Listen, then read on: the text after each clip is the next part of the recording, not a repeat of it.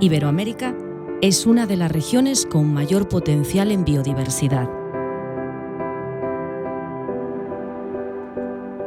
El capital natural garantiza nuestra salud y bienestar presente y futuro.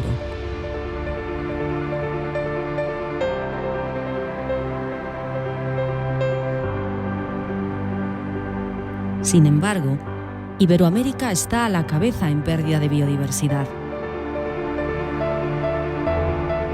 Las principales razones son el sistema alimentario, la agricultura y el uso del suelo.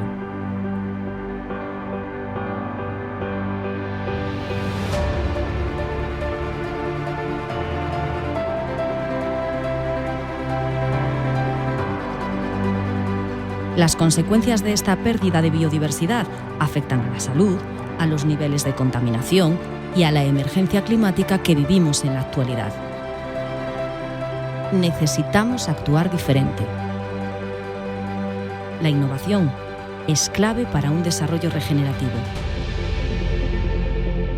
Y en este momento es especialmente importante actuar en 6 sectores: regeneración de ecosistemas, transformación del sistema alimentario, economía circular, turismo regenerativo, energías renovables y transporte sostenible.